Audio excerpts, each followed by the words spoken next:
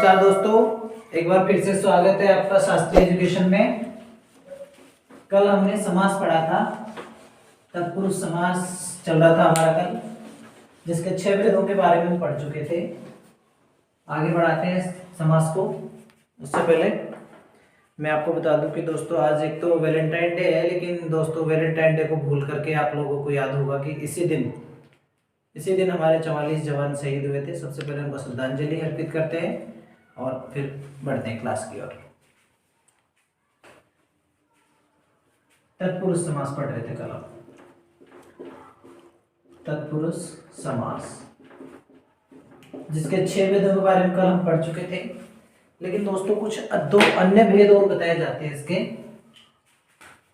अन्य भेद 2 अन्य भेद और बताए जाते हैं, उनके बारे में भी पढ़ लेते हैं। एक होता है अलुक तत्पुरुष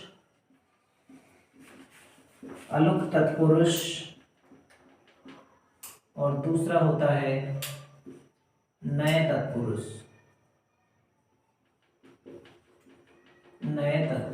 ये 2 भेद और बताए जाते हैं। सबसे पहले हम पढ़ेंगे अलुक तत्पुरुष के बारे में। तो अलुक तत्पुरुष के बारे में पढ़ लेते हैं। पहले देखिए, यहाँ पर हेडिंग डाल देते हैं अलुक तत्पुरुष पढ़ने जा रहे हैं हम। पहले अलुक तत्पुरुष समास। दोस्तों अपन ने तत्पुरुष समास के डेफिनेशन में लिखा था कि जहां प्रथम पद विभक्ति का लोप होता है तथा दूसरा पद प्रधान होता है उसे तत्पुरुष समास कहते हैं। लेकिन यहाँ पर इसका विपरीत होगा। यहाँ पर होगा कि जहां पर प्रथम पद की विभक्ति का लोप नहीं होता है, जहां पर प्रथम पद की विभक्ति का लोप नहीं होता है, वहां पर कौन सा होता है? अलुक तत्पुरुष। तो यहाँ पर लिख देता हूं मैं परिभाषा। जहां प्रथम पद की विभक्ति का लोप होता है, लोप नहीं होता है, वहां अलुक तत्पुरुष समास होता है।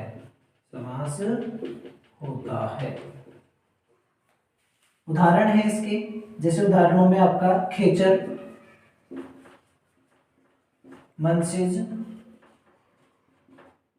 युधिष्ठिर, जलज।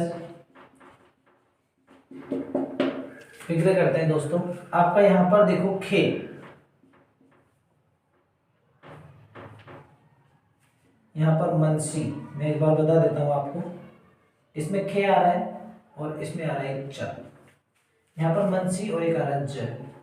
यहां पर आ रहा है युधि और यहां पर आ रहा है स्थिर। इधर आ रहा है जल और यहां पर आ रहा है ज। तो यहाँ पर क्या होता है फ्रेंड्स, इनके साथ इनके अर्थ लिखे जाते हैं, इनकी विभक्ति इनके साथ लिखी जाती है। यहाँ पर खे यानी आकाश, मनसी मन में, यहाँ पर आकाश में आएगा पूरा, आकाश में, मन में, युद्ध में और जल में। देखिए, चर मतलब विचरण करने वाला, विचरने वाला या विचरण करने वाला।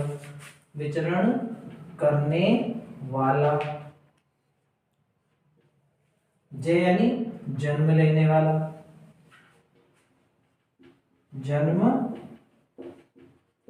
लेने वाला। स्थिर यानी स्थिर रहने वाला, या आप युद्ध में स्थिर भी बोल सकते हो यहाँ पर।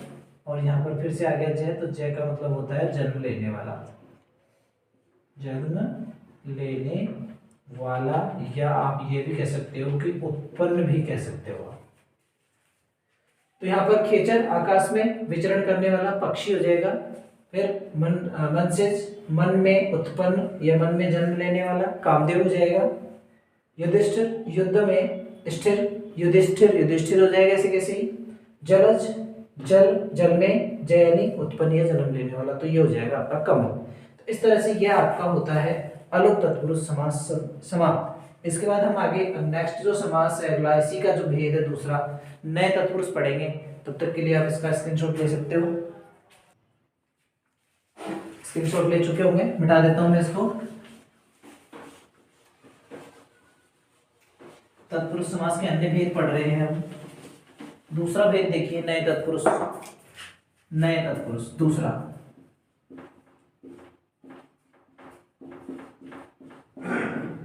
नए तत्पुरुष समास। यहां पर आपका इसमें हो जाएगा जिसमें, जिस समास में भी लिख सकते हो आप, जिसमें निषेध के अर्थ में, निषेध के अर्थ में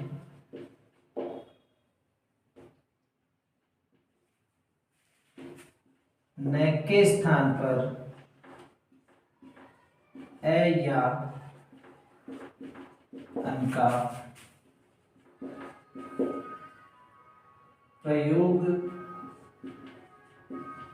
किया जाता है। ये भी हो सकता है दोस्तों, ए या अन की जगह न का प्रयोग किया जा सकता है। उदाहरण देखिए आप, जैसे अहित, यहां पर आ रहा है आपका ए, तो ए के स्थान पर आपका हो जाएगा न और आगे हित। ये इसका समास विग्रह हो गया। अनजान, न जान। अनहोनी, न होनी। अनमना, न मना। अकाज, न काज। तो इस तरह से दोस्तों इसका समास विग्रह किया जाता है। इसमें ज्यादा कुछ विशेष नहीं है, एग्जाम में अपने 10th लेवल के एग्जाम में बहुत कम आता है, नहीं के बराबर आता है। और हाँ, एक चीज और मैं बता दूं, यदि फॉर बाय द वे अगर आपके सामने उदाहरण आते हैं, मान लीजिए यही उदाहरण दे दिया और आपसे कहा कि इसमें समास विग्रह करके समास का नाम बताइए, तो याद रखिएगा फ्रेंड्स, तत्पुरुष समास के जितने भी उदाहरण है उनमें आपको किसी भी तत्पुरुष का कोई भी भेद नहीं बताना है 10th लेवल पे। वहां पर आपको हर जगह पर कौन सा बताना है, तत्पुरुष बताना है, चाहे वो कर्म तत्पुरुष हो, करण तत्पुरुष हो, संप्रदान हो, अपादान हो, अधिकरण हो, संबंध हो, कोई सा भी हो, आपको हर जगह पर, प्रत्येक जगह पर केवल कौन सा बताना है, तत्पुरुष समास ही बताना है, तत्पुरुष समास ही जवाब देना है, वही आंसर लिखना है। 10th लेवल की बात कर रहा हूं दोस्तों मैं, ठीक है। तो यहां तक आप इसका स्क्रीनशॉट ले लीजिए। ले लिया होगा, मिटाता हूं मैं आगे। दो समास हमारे कंप्लीट हो चुके हैं, तीसरे समास की ओर हम बढ़ रहे हैं। अब तीसरा आपका समास है कर्मधारय समास। कौन सा? कर्मधारय समास। इसके बारे में हम पढ़ लेते हैं थोड़ा सा। कर्मधारय समास, जिस समास में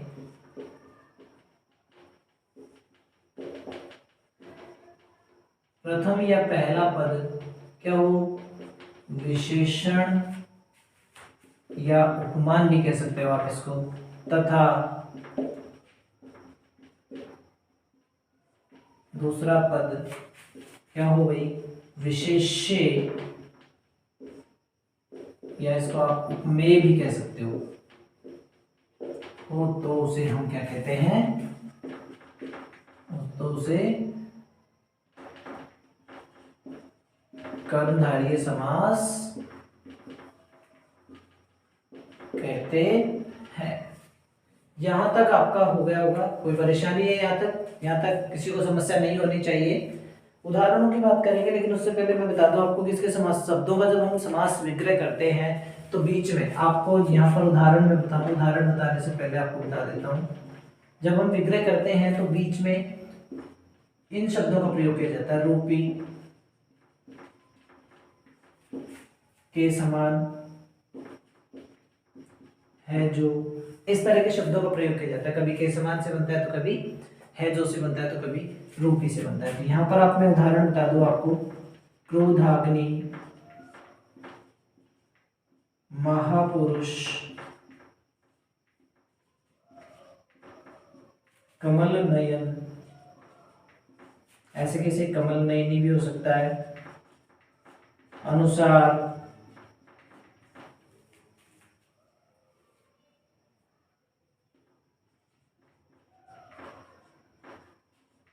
चंद्रमुखी विग्रह करते हैं। अगर इसका करेंगे हम तो यहाँ पर आपका हो जाएगा रूपी से बनेगा, ये क्रोध रूपी अग्नि। ऐसा क्रोध जिसने किसका रूप ले लिया हो, अग्नि का रूप ले लिया हो, क्रोध रूपी अग्नि। नेक्स्ट है महापुरुष, इसका है जो से होगा महान है जो पुरुष, महान है जो पुरुष, तो ये है जो से बनेगा। कमल के समान नयन, कमल के समान नयन। और यहाँ पर आपका अगला जो है इसका हो जाएगा कमल के समान नयन वाली। अब ई लग गया ना, ई प्रत्यय लगने के कारण नयन वाली हो जाएगा। यहाँ पर अनुसार हो जाएगा जैसा सार है वैसा, और चंद्रमुखी का हो जाएगा चंद्र के समान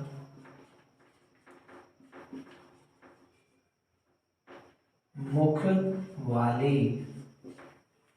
ये कर्मधारय समास, कुछ भी नहीं है, ज्यादा विशेष नहीं पढ़ना है दोस्तों। 10वीं लेवल पे अपन को उसमें बहुत गहराई तक जाओगे तो उलझ जाओगे। अपन को ज्यादा नहीं पढ़ना, अपना बस अपना काम हो जाना चाहिए। 10th लेवल का पढ़ा रहा हूँ मैं भी फिलहाल, मेरा फोकस केवल 10th के बोर्ड एग्जाम पर है और उसी के लिए मैं पढ़ा रहा हूँ, उसी के अनुसार मैं पढ़ा रहा हूँ। तो यहाँ पर आपको बस इतना पढ़ना है। इसके बाद कुछ अन्य उदाहरण मैं आपको बता दूंगा जब समास कंप्लीट हो जाएगा हमारा, तब आप उनका समास विग्रह करके उनको उतार लेंगे या फिर स्क्रीनशॉट ले सकते हो आप। अगर इसके नोट्स चाहिए तो वीडियो के डिस्क्रिप्शन में मैंने टेलीग्राम का लिंक डाल दिया है और आज वाले में भी डाल दूंगा, वहां से आप इसके नोट्स प्राप्त कर सकते हो, डाउनलोड कर सकते हो। ठीक है, फिर PDF में आपको वहां पे मिल जाएगा, तो इसको आप इसका स्क्रीनशॉट ले सकते हो जल्दी से।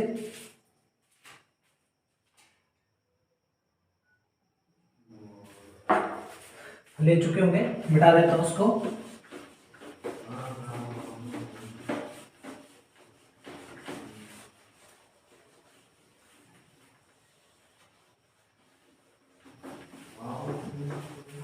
लीजिए आगे पढ़ते हैं।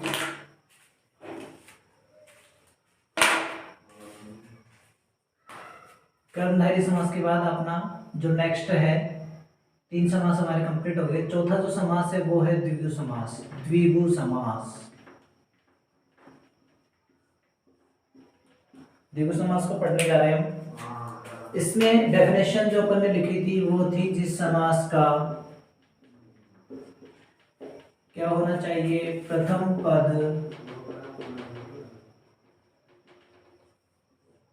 संख्यावाची हो, उसे क्या कहेंगे, उसे कहेंगे हम द्विगु समास। क्या कहोगे, द्विगु समास कहते हैं। उदाहरण देखिए दोस्तों, बहुत इजी है, बहुत ज्यादा इजी है। कैसे, आपने यहाँ लिख दिया एक लिंग। जब जब आपकी संख्या आएगी, यदि वो किसी विशेष अर्थ में रूढ़ नहीं है तो संख्या ये आपका द्विगु समास हो जाएगा। एक ही लिंग, एक ही लिंग। दूसरा देखिए द्विगु, त्रिफला, चौपाई, पंचवटी, षटपद आएगा यहाँ पे। षटपद, सप्तशती, अष्टभुज और नवरात्रि। देखिए द्विगु, द्वि यानी सॉरी यहाँ पर द्वि का अर्थ लिखना है अपन को, गलत लिख गया मैं। द्वि, द्वि यानी दो, गु यानी गाय, तो दो गायों का समूह। जब इसका विग्रह करते हैं तो का समूह, का समाहार, इस तरह के शब्द जोड़े जाते हैं, ध्यान रखिएगा। पहला पद संख्यावाची होगा त्रि, त्रि का मतलब 3। आगे क्या है, फल, फल एक से ज्यादा, इसलिए फलों का समूह या समाहार। चौपाई 4, पाई मतलब पद, तो 4 पदों का समूह। पंचवटी 5 वटों का, वट वृक्ष के पेड़ थे पंचवटी, 5 वटों का समूह या समाहार। षट यानी 6 पदों का समूह। नेक्स्ट है सप्त यानी 7, सतियों का समूह। नेक्स्ट है अष्ट का हो जाएगा आपका 8 भुजाओं का समूह। 9 यानी 9, और ये हो जाएगा आपका रात्रियों का समूह। इस तरह से कुछ ज्यादा विशेष इसके अंदर ये बस इतना ही पढ़ना है, इसके ज्यादा, इसके अलावा उदाहरण भी मत पढ़ो आप। इसके अलावा मैं आपको एक उदाहरण और बता दूं, सतसई, यहाँ पे लिख देता हूँ मैं आपको, इधर लिख देता हूँ सतसई। इंपॉर्टेंट उदाहरण है 700 दोहों का समूह। 700 दोहों का समूह, बहुत बढ़िया उदाहरण है, बहुत शानदार उदाहरण है और इम्पोर्टेंट उदाहरण है। ये आपका द्विगु समास तक हो गया है। ठीक है दोस्तों, इसका स्क्रीनशॉट ले लीजिए पहले।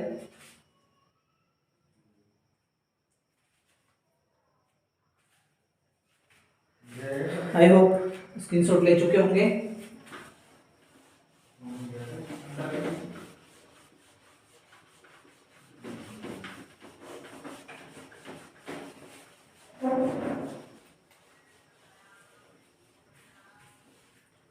ठीक है दोस्तों, अब अगली क्लास में हम पढ़ेंगे, आज के लिए इतना ही पढ़ेंगे। नेक्स्ट क्लास आपकी आए उससे पहले आप यहाँ तक के पूरे वीडियोज को देखें। अगर नोट्स चाहिए, नोट्स प्राप्त करने हो आपको, तो डिस्क्रिप्शन में देखिए मैंने टेलीग्राम का लिंक दिया है, वहां से आप टेलीग्राम पे जाएं, टेलीग्राम पे जा करके वहां उसमें ढूंढें। ठीक है, वहां पर आपको सभी टॉपिक्स के जो जो मैं पढ़ा रहा हूँ पढ़ाता जाऊंगा, नोट्स डालता जाऊंगा। अभी मैंने वहाँ संधि के अपलोड कर दी है, संधि आपको मिल जाएगी। और दोस्तों वहाँ पे मैंने एक मॉडल पेपर और डाला है, जो नया जैसे सफलता दीप चलती थी पहले, तो उनकी तरफ से आया हुआ है, पंचदीप नाम से, इस तरह से कुछ है। तो मैंने वहाँ पे एक मॉडल पेपर डाला है, 10th क्लास के लिए इंपॉर्टेंट है, उसको एक बार देखिएगा और उसके प्रश्नों को हल कीजिएगा। यदि कोई प्रश्न में समस्या आए ग्रामर के में, तो आप मुझसे कमेंट बॉक्स में जाके पूछ सकते हो। ठीक है फ्रेंड्स, आज के लिए इतना ही, मिलते हैं नेक्स्ट क्लास में। ओके, तब तक के लिए सभी को राम राम।